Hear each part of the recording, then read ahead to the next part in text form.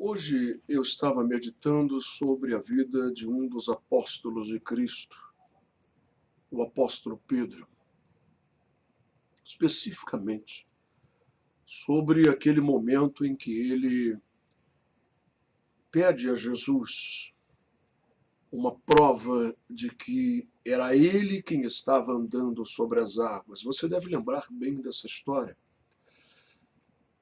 Os apóstolos se encontravam dentro de um pequeno barco e começou uma grande tempestade. Jesus não estava com eles. E eles estavam, é claro, como era de se esperar, apavorados, sem saber o que fazer. De repente, um vulto, ele surge por entre a neblina e por entre as gotas da grande tempestade, e eles ficam desesperados, porque havia uma crendice entre os pescadores de que numa tempestade, se um fantasma fosse avistado, aquilo seria um presságio de que todos a bordo iriam morrer. Então, eles, quando avistaram aquele vulto caminhando sobre as águas em direção a eles, ficaram desesperados e começaram a gritar: é um fantasma, nós vamos morrer.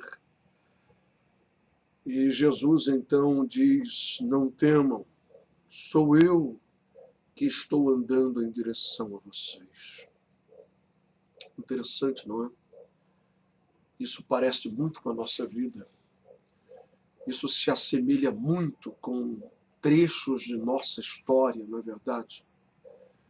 Quando nós estamos atravessando aquele sacolejo, aquelas tempestades terríveis que vêm na nossa vida e você não consegue ver Jesus vindo ao seu socorro. E às vezes quando você vê um vulto, que de repente pode até ser uma esperança de que seja Jesus andando sobre as águas, isso é muito improvável. Mas de toda forma, um vulto caminhando seria uma ajuda ou seria um presságio de morte? O diabo sempre está aí para colocar dúvidas no nosso coração de que Deus se interessa em nos estender a mão verdadeiramente, que Ele é nosso amigo de verdade. O diabo não quer que nós venhamos aceitar, assimilar, compreender, receber e plantar dentro de nós essa grande verdade que Deus é nosso amigo. Mais do que amigo, Ele é nosso Pai. Quando nós verdadeiramente entregamos a nossa vida a Cristo, a Bíblia Sagrada diz que nos é dado um poder de sermos feitos filhos de Deus. E Ele está sempre pronto a nos estender a mão, a nos socorrer. Há um texto sagrado que eu gosto muito, que diz assim que Deus, ele não é aquele que apaga o pavio que está só pegando. Às vezes você está assim, dessa maneira, não é? Às vezes você está assim, um pavio que não tem aquele fogaréu. Você não está naquele entusiasmo, naquele primeiro amor, não é? Mas você está só fumegando, quase perdendo a sua fé, não é? Quase se afogando na revolta das tribulações da sua vida, nas desilusões, nas decepções que você e eu já tivemos na igreja. E aí o pavio, ele está só fumegando. A Bíblia diz que ele não apaga o pavio que está só fumegando, que ele não arrebenta a cana que já está quebrada, ele não acaba de arrebentar com tudo. Deus é aquele que restaura. Um dia desse eu estava lendo um trecho na Bíblia Sagrada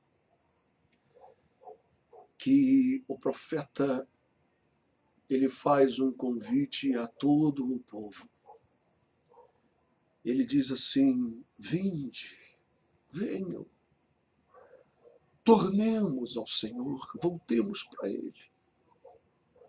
Tá certo, foi Ele quem fez a ferida, Ele é o responsável pelas nossas feridas.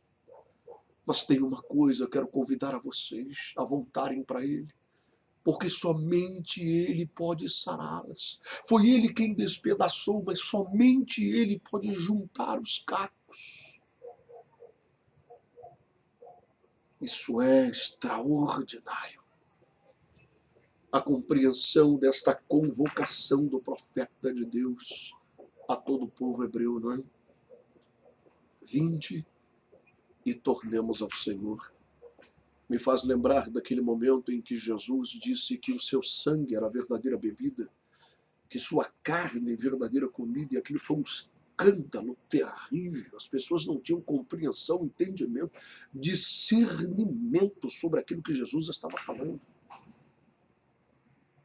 E muitos foram embora. Na verdade, 500 pessoas abandonaram a Jesus. Ele não foi atrás de ninguém. Ele não fez questão de explicar. Não, espera, eu estou falando sobre uma nova aliança, o vinho que representará meu sangue derramado, o pão que representará o meu corpo que foi rasgado na cruz por vocês. Então ele não foi atrás de ninguém. E virou-se para os apóstolos e disse: vocês também querem ir embora? Fiquem à vontade. E Pedro olhou para um lado, olhou para o outro e disse: olha, mestre, sabe, mestre, a grande verdade é que nós também não estamos entendendo a sua mensagem. Isso é muito forte. Deus proíbe o nosso povo de ingerir sangue, e o Senhor está dizendo que o teu sangue é a verdadeira bebida, e quem não beber do teu sangue não tem parte contigo, não tem vida em si mesmo.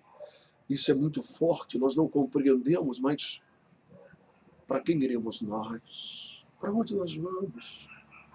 Se somente tu tens palavra de vida eterna. Jesus. Era isso que o profeta estava dizendo. Não temos para onde ir. Vamos voltar para o Senhor. Nós não estamos compreendendo o que aconteceu. Se ele fez a ferida, porque ele teve razões para isso. Se ele nos despedaçou, é porque nós fomos rebeldes. É porque nós fomos desobedientes. É porque nós procuramos trilhar outros caminhos. É porque houve em nosso coração incredulidade, é porque houve em nossas atitudes pecado. Por isso ele nos despedaçou, por isso ele nos arrebentou. Por isso ele nos espalhou entre as nações. Ele tem as rédeas de nossa vida em suas mãos. Vamos voltar para ele de todo o coração. Ninguém pode sarar essa ferida que foi aberta a não ser ele. Ninguém pode reconstruir o vaso que foi quebrado a não ser ele. Maravilhoso isso, não é? E é claro que quando nós falamos de vaso quebrado, imediatamente você e eu lembramos da história de Jeremias. Quando Deus chama Jeremias e diz a ele assim: Jeremias, e ele diz: sim, Senhor, quero falar com você. Amém.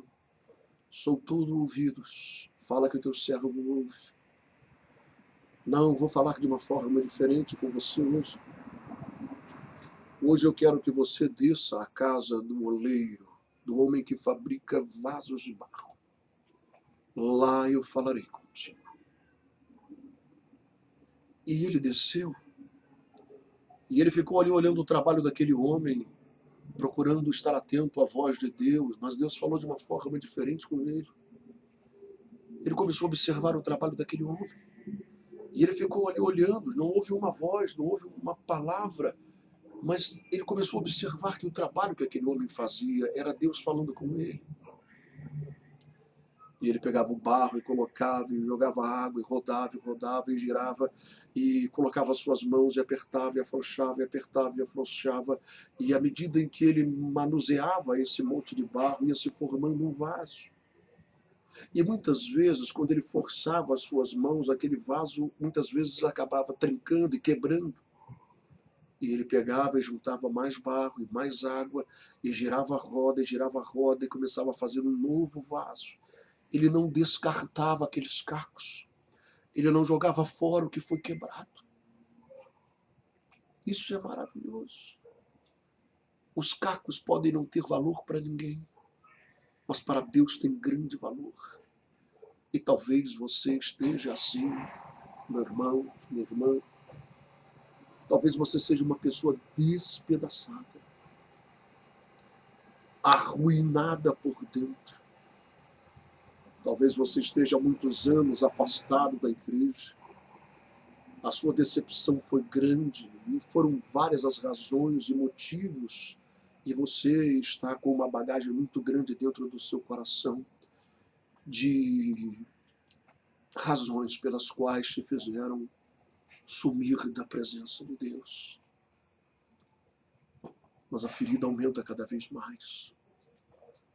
E muitas pessoas te criticam, zombam de você e escarnecem porque você virou apenas um monte de caco. E para eles você pode não ter valor algum, mas Deus é aquele, o único capaz de sarar as tuas feridas. Eu estou falando de Deus. Eu não estou falando de nenhuma campanha, não estou falando de nenhuma igreja, não estou me referindo a nenhuma denominação. Eu não estou falando de nenhum pastor, de nenhum missionário, de nenhum apóstolo, eu não estou falando de ninguém.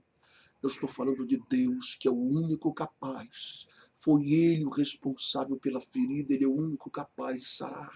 Ele é o responsável por despedaçar. E Ele é o único que dá valor a esses cacos e reúne todos eles e faz um novo vaso. Estamos assim porque erramos, porque pecamos. Deus jamais abriria uma ferida ou quebraria e despedaçaria um vaso se não houvesse a resistência desse barro ao toque das suas mãos. E Deus, ele disse a Jeremias, Jeremias, você está vendo? E ele disse, eu estou vendo.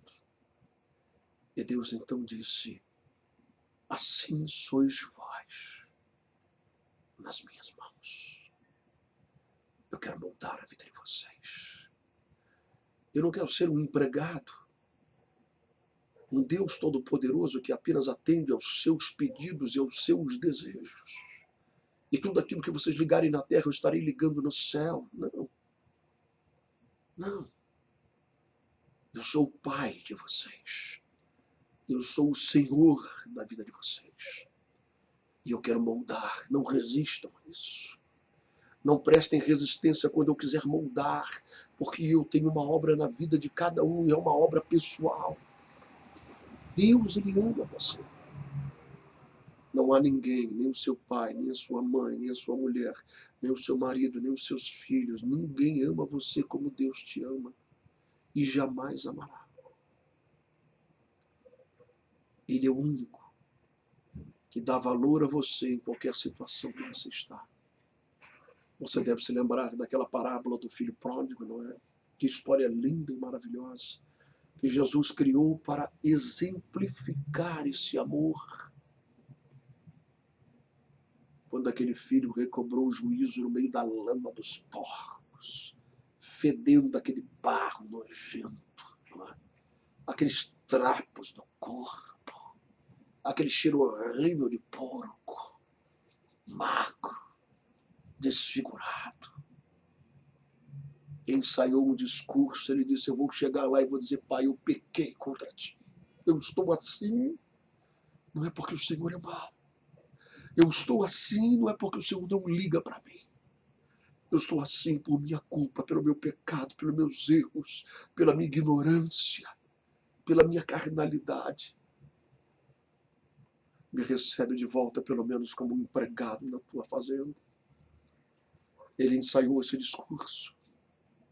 E quando ele chegou, lá estava o pai, de braços abertos, mas ele observou que o seu pai não tinha um olhar de repreensão e não estava com o dedo apontado para acusá-lo, para recriminá-lo, seu moleque safado, agora você volta depois de tudo que você fez, perdeu tudo que eu te dei, com as meretrizes, com a bebida, com as festas, seu moleque, vou te dar um tapa para você aprender, tomar juízo nessa cabeça, seu miserável. Não. Não, na verdade, o pai nem esperou o garoto falar aquele discurso que ele ensaiou. Quando ele se aproximou do pai, disse: pai, eu pequei. O pai o agarrou, beijou, o abraçou, chorou sobre ele, não se importou com o cheiro do porco, com a lama no corpo, e mandou trazer novas vestes, dar um banho no rapaz, pentear o seu cabelo, trazer um anel de ouro, um símbolo da aliança, novas sandálias. E fez um grande banquete, porque ele estava morto e voltou a viver, estava perdido e foi achado. Esse é o nosso Pai. É tão diferente de uma religião, não é? É tão diferente do comportamento daquelas pessoas que te feriram, que te magoaram, que te fizeram sair da presença do Pai, que te fizeram ser despedaçado e ferido, ferida. Pedro, quando viu o mestre andando sobre as águas, ele disse: mestre, se é tu mesmo que está andando sobre as águas, se não é um fantasma, se não é um presságio de morte que está vindo em nossa direção, então manda que eu possa caminhar também sobre as águas. Eu tenho fé para isso. Manda que eu possa descer, ir ao teu encontro no meio dessa tempestade, eu irei. Se é tu mesmo, tu tens poder para fazer isso. Não apenas para caminhar, mas fazer com que eu caminhe sobre as águas. Não apenas para andar sobre a tormenta, mas fazer com que eu caminhe sobre a tormenta. E Jesus disse: vem. E ele desceu. Ele desceu e ele começou a trocar os primeiros passos, como uma criança que aprende a andar, naquela insegurança. Afinal de contas, um homem não pode andar sobre a água. E Pedro era um pescador, ele sabia muito bem disso. Mas ele colocou o seu pé e sentiu que não afundava. Havia algo sobre-humano, sobrenatural, que estava sustentando os seus pés. Ele colocou o outro pé e soltou as mãos do barco e estava sobre as águas. E os apóstolos viram aquilo e se maravilharam. Olha o Pedro, rapaz, ele está andando sobre as águas. E ele foi trocando os primeiros passos, olhando para o mestre. Como uma criança insegura troca os primeiros passos em direção ao pai. Mas aí ele começou a ter autoconfiança. E ele começou a achar que ele podia andar sobre as águas sem estar com os seus olhos fixos em Jesus. E ele começou a olhar para a profundidade do oceano, do mar, começou a olhar para a fúria do vento e começou a raciocinar e a pensar que um homem não pode andar sobre as águas. Ele começou a afundar. Como é bom a gente ler na palavra de Deus a experiência desses homens e entender que eles eram de carne e sangue, como eu e você. Eles não eram uma espécie de super-heróis, X-Men da fé, né? Batman e Robin, gospel. Não. Seres humanos que, se você beliscar, dói, que erram, que pecam, que falam bobagem, que se arrependem, seres humanos. E ele começou a afundar. Isso acontece com a gente. Isso acontece com a gente quando a gente tira os olhos de Jesus e começa a olhar para outras coisas. Perdemos o foco daquele que é o autor e consumador da nossa fé. E começamos a focar as adversidades, as tribulações, os problemas. O diabo começa a chamar a nossa atenção para tantas coisas e nós perdemos o foco. E aí começamos a afundar. Mas quando a água foi enterrando Pedro, submergindo aquele homem, ele estendeu seus braços para cima e disse: Mestre, me ajuda, me socorre. E a Bíblia diz que imediatamente Jesus segurou as suas mãos. Imediatamente Jesus segurou suas mãos. Ele não se aproximou de Pedro e disse: rapaz, você duvidou, eu vou te deixar afundar, hein? Eu vou te deixar afundar quando você estiver lá no fundo, é que eu vou te buscar para você aprender uma lição. Você é um incrédulo, por que você fez isso? Por que você tirou os olhos de mim? E começar a recriminá-lo, a jogar no rosto dele a sua estupidez. Não, ele segurou na mão de Pedro. Meu irmão, minha irmã, Deus não se ilude comigo ou com você. Ele conhece a nossa estrutura, ele sabe que nós somos apenas um monte de pó.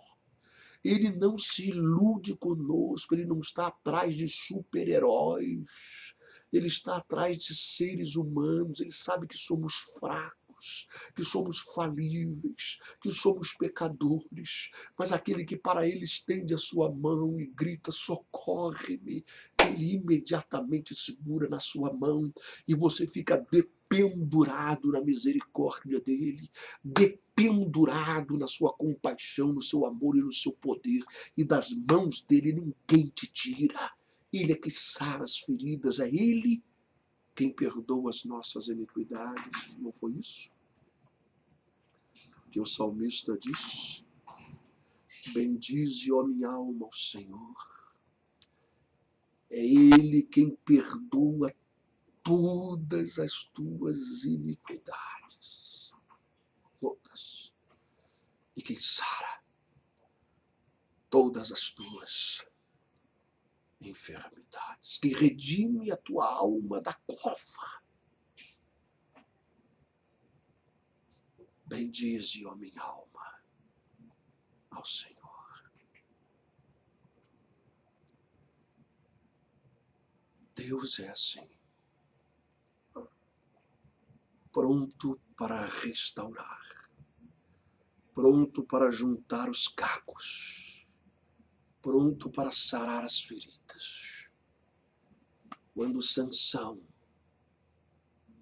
sem os olhos, cego, a cabeça raspada, um homem que era a glória de Israel, um homem de Deus, um valente, que matou 1000 filisteus com o osso de um jumento, a queixada de um jumento na mão. 1000 filisteus. Um homem forte. Um homem que o Espírito de Deus se apoderava dele e ele destruía os seus inimigos. Um homem que rasgou um leão no meio, agarrou na sua boca, entre os seus dentes e o rasgou no meio. Agora estava fraco, cego, girando o moinho no cárcere, fazendo o trabalho de um jumento e sendo zombado e escarnecido pelos seus inimigos. Talvez você esteja assim, sofrendo, humilhado, humilhada, zombado, ninguém faz nada por você. Nenhuma das pessoas que você ajudou, que você estendeu a mão, vai ali para te socorrer, para te dar um copo de água. Ninguém quer saber de você. Ninguém. Ninguém. E você está ali girando no cárcere. O diabo zomba, o diabo escarnece de você. Talvez esta seja a tua situação. Escarnecido, escarnecida, zombado, zombada pelo diabo. E agora você está vivendo uma vida de prostituição, uma vida de pecado. E você perdeu completamente honra que havia sobre a tua vida. E o que fazer? Ninguém vai te estender a mão, pelo contrário, as pessoas apontam o dedo para você, te acusam e zombam de você. Mas Sansão, ele orou a Deus e pediu: Senhor, retorna sobre mim a tua unção. Perdoa o meu pecado, a minha tolice, a minha ignorância. E concede que eu venha a realizar a obra para a qual o Senhor me levantou, porque Deus o levantou desde o ventre da mãe para matar filisteus. E a Bíblia diz que foi mais os que ele matou em sua morte, porque ele morreu junto com eles, do que matou em toda a sua vida. Sansão podia ter pedido a cura dos seus olhos, ele sabia que Deus tinha poder para devolver o seu globo ocular. Mas ele não queria mais viver. Ele tinha suas razões para isso. Mas a sua aliança com Deus era simbolizada pelos seus cabelos, pelas suas 7 tranças, 7, o número da perfeição e da totalidade de Deus. A Bíblia diz, e você vai ler lá no livro de Juízes, que imediatamente os seus cabelos começaram a crescer. Isso significa Deus restaurando a aliança. Ele nunca vai te rejeitar se você voltar para Ele. Ele nunca vai cuspir na sua cara, te lançar fora, se você de todo o coração voltar para Ele. Sabe o que Jesus disse? E que me fez entregar a minha vida a Ele. Ele disse: vinde a mim, todos vós, qualquer um, que estáis cansados, sobrecarregados e oprimidos, porque eu vos aliviarei. Em mim, disse ele, vocês encontrarão paz, descanso e alívio para as vossas almas.